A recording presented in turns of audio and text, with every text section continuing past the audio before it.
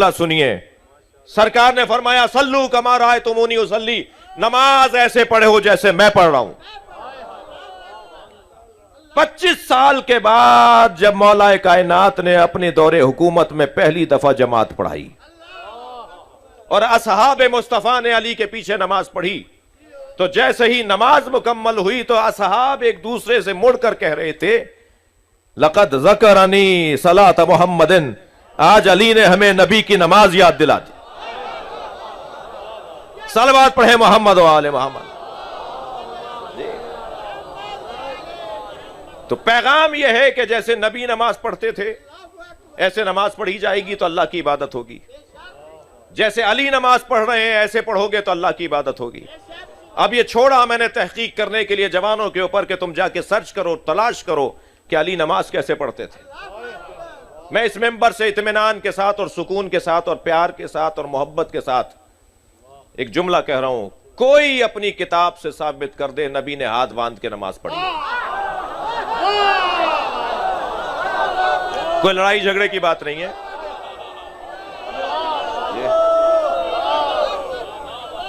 कोई तनाव खिंचाव की बात नहीं है, कोई दिल आजारी मतलब नहीं है। कोई अपनी किताब से दिखा दे कि सरकार ने हाथ बांध के नमाज पढ़ी। ले दे के दो रिवायतें हैं, दोनों रिवायतों में यह है कि हुक्म दिया गया कि आज के बाद हाथ बांध के नमाज पढ़ी जाए। खुद शारहीन कुतुबे से आए सित्ता के शारहीन का यह इख्तलाफ है कि हुक्म दिया किसने, तय ही नहीं है कि हुक्म किसने दिया है। बिस्मिल्लाहिर्रहमानिर्रहीम, अस्सलाम वालेकुम। ये थे जनाब शहनशाह नकवी। मैं ऐसे कहता हूँ शहनशाह छुड़ल, बहुत बड़ी छोड़ता है। अब इसमें ये दावे भी कर रहा है कि आप कोई एक रिवायत दिखा दें, और किस तरह छोड़ रहा है उससे पहले मैं आपको बताऊं इसकी एक जो इसने छोड़ी हुई है। शहनशाह छुड़ल जो है, इस मौजू पर गुफ्तगू करने से पहले मैं आपको इसके एक छुड़ल इसको ये सुनाता हूँ। इस पर मेरी वीडियो भी है। इसने कहा जी मोहम्मद बिन कासिम सैयदों को कत्ल करने के लिए सिंध आया और उसने अब्दुल्ला शाह गाजी को शहीद करके कराची ले गया और उसका मज़ार है। वाह वाह वाह वाह, जैसे आप देखते हैं जनाब, अगर आप सर्च करें किसी किताब को उठाएं आपको मालूम हो जाएगा, और आप कम से कम गूगल देख लें कि मोहम्मद बिन कासिम 715 ईस्वी को फौत होते हैं और अब्दुल्ला शाह गाजी मदीने में 720 को पैदा होते हैं। मोहम्मद बिन कासिम के शहीद होने के 5 साल बाद अब्दुल्ला शाह गाजी रहमतुल्लाह अलैह पैदा होते हैं मदीने में।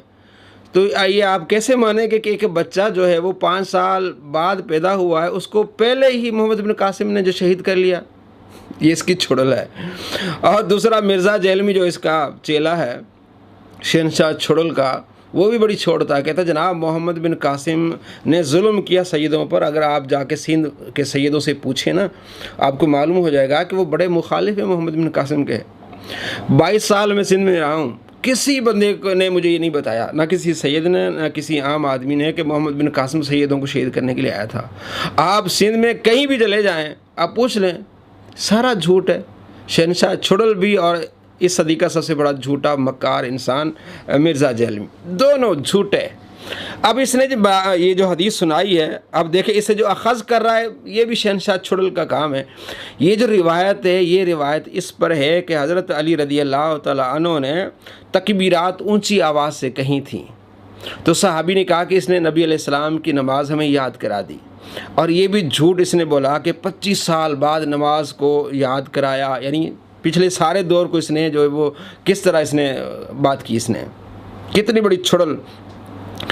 और इसमें बात तकबीरात के हाथ बांधने का तो जिक्र ही नहीं है, क्योंकि शरह इब्न बत्ताल में मौजूद है कि सहाबा कराम अलैहिम रिदवान पहली तकबीर को फ़र्ज़ समझते थे ऊंची आवाज़ से, बाकी जो तकबीरात इंतकाल है वो ये सुन्नत हैं, धीमा भी पढ़ लेते थे। तो रावी को ये शक हुआ कि शायद उन्होंने छोड़ दी हैं।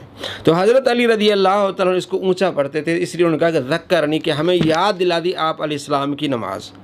और शरह इब्न बत्ताल में लिखा है कि ऊंची आवाज़ में तकबीर पढ़ने वाले, शरह इब्न बत्ताल जिल्द 2 सफ़ा नंबर 480 में लिखा हुआ है, दाल कुतुब अल इल्मिया से किताब छपी है कि जो सहाबा नमाज में हर बार झुकते हुए उठते हुए तकबीरात पढ़ते थे उनके अस्मा ये हैं: हज़रत अबू बकर, हज़रत उमर, हज़रत उस्मान, हज़रत अली, हज़रत इब्न मसूद, हज़रत इब्न उमर, हज़रत जाबिर, हज़रत अबू हुरैरा और इब्न ज़ुबैर। ये सारे ऊंची आवाज़ से तकबीरात कहते थे। और ये बुखारी में हदीस है 786 और इससे ऊपर वाली हदीस है 785। उसमें भी हज़रत अबू हुरैरा रदी अल्लाह ताला अन्हु जब नमाज़ पढ़ाई तो आपने तकबीरात इंतकालात ऊंची आवाज़ से पढ़ाएँ। तो फिर आपने फरमाया कि मैं तुमको रसूलुल्लाह सल्लल्लाहु ताला अलैहि वसल्लम की नमाज के मुशाबे नमाज पढ़ाता हूँ। जिस तरह आप अलैहिस्सलाम ने नमाज पढ़ाई इस तरह मैंने तुमको ये नमाज पढ़ाई है। शहनशाह छुड़ल साहब, आपने मसला कुछ और निकाली, हाथ बांधने का। किसी एक रिवायत में मौजूद नहीं कि आप अलैहिस्सलाम ने हाथ छोड़ के नमाज पढ़ी है। उल्टा हमसे पूछा है, हम तो आपको कई हवाले देते हैं।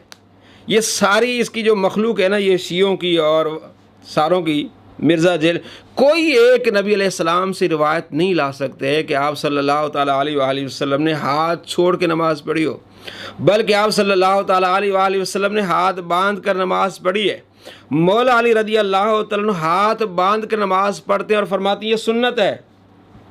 अबू दाऊद शरीफ में हदीस है जिसमें हज़रत अली रदी अल्लाह तआला फरमाते हैं कि सुन्नत यह है कि दाएं हाथ बाएं हाथ पर और नाफ के नीचे हो। और अब्दुल्ला बिन मसूद कहते हैं दाएं हाथ बाएं हाथ पर रखना। मैंने आप अलैहिस्सलाम को देखा कि दाएं हाथ आप अलैहिस्सलाम ने बाएं हाथ पे रखा। 755 नंबर हदीस है अबू दाऊद शरीफ में।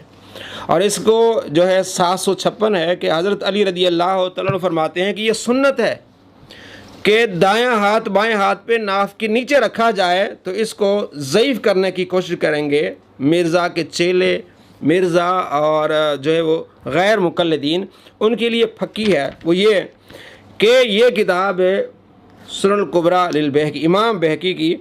इमाम बहकी फरमाते हैं कि हज़रत अली रदी अल्लाह तआला इज़ा क़ाम इला सलात, जब नमाज के लिए खड़े होते फ़कब्बर, तकबीर कहते हैं, दारबा बियदिल युमना अला रुस्गिल आयसर, आप दाएं हाथ से बाएं हाथ की इस कलाई को पकड़ लेते। फ़ला यज़ालु कज़ालिका, इसी तरह हमेशा आप करते रहे। तो दाएं हाथ से आप बाएं हाथ को पकड़ेंगे तो ये नाफ के ऊपर ही आएगा या नाफ के नीचे आएगा। ये है सुन्नत तरीका। और मुसन्नफ़ इब्न अबी शैबा में हदीस है कि आप सल्लल्लाहु ताला अलैहि वसल्लम दाएं हाथ को बाएं हाथ से पकड़ते थे तहत सुर्रा, और नाफ के नीचे आप अलैहिस्सलाम हाथ बांधते थे। मुसन्नफ़ इब्न अबी शैबा बाबु वदिल यमीन अल शिमाल जिल्द 1 सफ़ा नंबर 390। कहते कोई एक किताब दिखा दो, ये सारी किताबें हैं। और मैं आपको हवाले दे के फिर इसकी क्लास लेता हूँ कि कितना बड़ा ये झूठा इंसान है।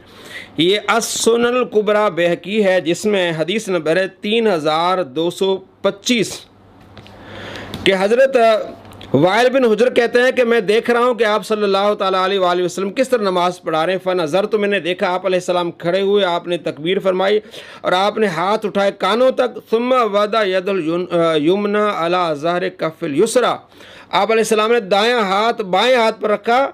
व रुस्ग़ मिन अस्साद, और इस तरह कलाई में आपने इसको पकड़ा। तो ये होता है बिल्कुल आराम से नाफ के नीचे। और इसी को इमाम तिरमिज़ी ने भी नकल किया है, कहते हैं नाफ के ऊपर रख लें या नाफ के नीचे रख लें। अच्छा, और अब्दुल्ला बिन मसूद कहते हैं अन्नो कान युसल्ली फवद यदल युमना अला युसरा, 2327 नंबर ये रिवायत है। और ये अबू दाऊद शरीफ में भी रिवायत है और दूसरी कुतुब में। फरमाते हैं कि मैं बायां हाथ दाएं हाथ पे मैंने रखा हुआ था। तो आप अलैहिस्सलाम आए, आप अलैहिस्सलाम ने मेरा पैर दायां हाथ बाएं हाथ के ऊपर रखा नमाज में। तो आप अलैहिस्सलाम ख़ुद भी दायां हाथ बाएं हाथ पे रखते थे और सहाबा कराम अलैहिम रिदवान को ये तरगीब देते थे कि दायां हाथ बाएं हाथ पे रखें, और ये नाफ के नीचे होता था। अब इसने जो रिवायत कहता ले दे के, भाई ले दे के नहीं, ये जो बुखारी में हदीस है 740, उसमें यह कि ये हुक्म दिया जाता था कि कलाई पे हाथ रखें, हुक्म दिया जाता था। उसका मैं आपको तर्जमा पढ़ के बताता हूँ ताकि आपको तसल्ली हो जाए कि लोगों को ये हुक्म दिया जाता था कि एक शख्स नमाज में अपना दायां हाथ बाएं कलाई पर रखे बस। अभी कहते हैं ये जनाब ये जिनका मौक़िफ़ है ये गलत है, ये वहाबियों का मौक़िफ़ है कि इस तरह यूँ बांधते हैं। और मिर्ज़ा जहलवी ऐसे, ये तो ज़िरा कहते हैं, यहाँ से लेकर यहाँ इसको ज़िरा कहते हैं। तो ये तो फिर ये होता है ना कि ज़िरा के ऊपर ज़िरा रखते, ये ज़िरा है सारी। आप अलैहिस्सलाम के कहा जाता है कि आप अलैहिस्सलाम के ज़माने में हुक्म दिया जाता है कि दायां हाथ बाएं ज़िरा पर रखें। ज़िरा यहाँ से लेकर यहाँ तक, आप यहाँ भी रखेंगे दायां हाथ बाएं ज़िरा पर हो जाएगा। अगर आप यूँ रखेंगे तो एक ज़िरा दूसरी ज़िरा पर आ जाएगी। ये हदीस का मफ़हूम ही सही नहीं होगा। और आप अलैहिस्सलाम क्या फरमाते हैं कि इस तरह, साहबा भी कहते हैं कि इस तरह आप हाथ रखते थे, दाएं हाथ बाएं ज़िरा भी होगी और रुस्क भी हो गया, ये कलाई और नाफ के नीचे या नाफ के ऊपर रख ले। लेकिन इसे नाफ के ऊपर से मुराद नाफ के ऊपर यहाँ नहीं है। ये सारे दलाइल मैंने आपको दिया और मेरा चैलेंज है इस शहनशाह नकवी से और इसके चेलों से कि तो जवान जो है वो जनाब तहकीक करें, कोई एक जवान तहकीक करे कि आप सल्लल्लाहु ताला अलैहि वसल्लम ने हाथ छोड़ के नमाज़ पढ़ी है। इमाम मालिक रहमतुल्लाह अलैह हाथ छोड़ के नमाज़ पढ़ते थे, वो एक ताबई का कौल है, नबी अलैहिस्सलाम का कोई कौल नहीं है। नबी अलैहिस्सलाम का कोई तरीका नहीं है कि आप अलैहिस्सलाम हाथ छोड़ के नमाज़ पढ़ते थे। मुसन्नफ़ इब्न अबी शैबा में मैंने आपको दिखाया कि आप अलैहिस्सलाम दाएं हाथ बाएं हाथ पे और नाफ के नीचे रख के नमाज़ पढ़ते थे। अबू दाऊद शरीफ में, नसाई में, इब्न माजा में। और आप सल्लल्लाहु ताला अलैहि वसल्लम जब नमाज जनाजा पढ़ते थे उस वक्त दायां हाथ बाएं हाथ के ऊपर नाफ के नीचे रखते थे।